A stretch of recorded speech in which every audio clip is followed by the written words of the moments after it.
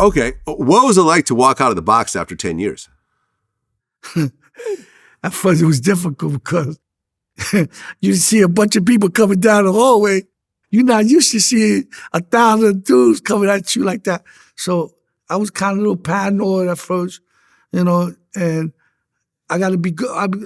I got to be conscious of the surroundings, you know what I'm saying? Because I'm Crip.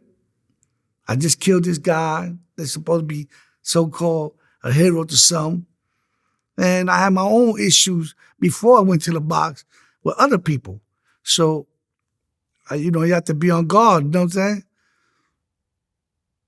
Okay.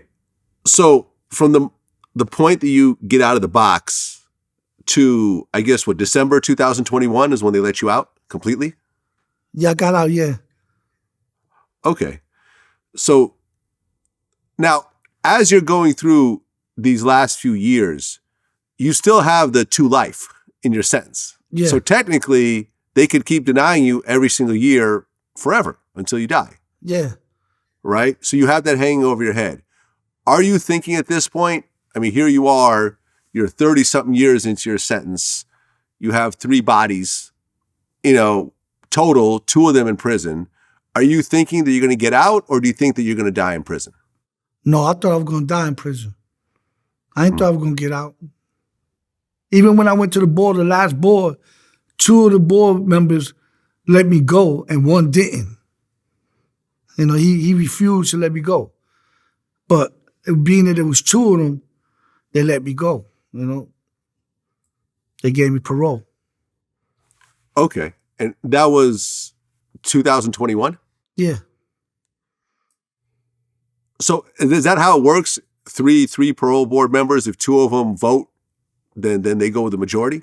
Yeah. Or it has to be, so it's not unanimous? Yeah. Okay. When you found out that you just got, parole, how'd you feel? At that point, it had been 39 years. I was shocked. I couldn't believe it. When I got the paper, the envelope, I felt it. It was skinny. I figured usually when you get the fat paper, the peel paper, all that's in there. So when I got the skinny paper, I was shocked. So I sat on my bed for a minute. I slowly opened it up. I peeked inside. I could see on the top it said, parole granted. I closed the paper. I said, hold up. I want to make sure. You know what I'm saying? So I opened the paper again, read it, and then I gave it to my neighbor, Tony. I said, yo, tell me what that says on that paper, because I see something. I want to make sure. So he said, oh shit, you out of here. Congratulations, you're going to be free. So it was touching. That I'm finally going to get, the thing is that I lost so many family members. So it was good and bad at the same time. Right, because your mother died in prison and you couldn't go to the funeral. Right, they denied me. Yeah. The superintendent of the facility said that he feels that I'm too violent and I'm a security risk for to be let to go to the funeral.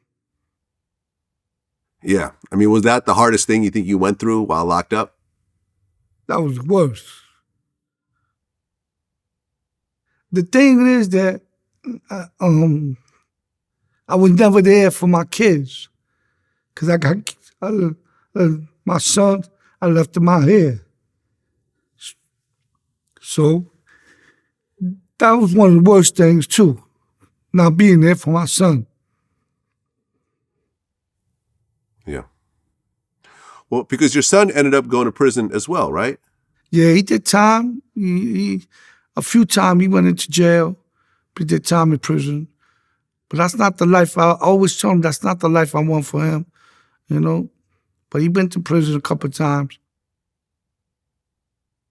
I mean, what did you go through as a father? Because, you're trying to do what you can to give your son guidance, but you're not there ever at all. Like you're locked up the whole time. And then before you know it, now he's following your footsteps, and now you guys are locked up at the same time in different prisons, but you can't really do anything about it.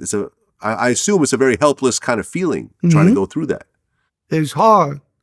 And it brought a lot of pain to me, because I never want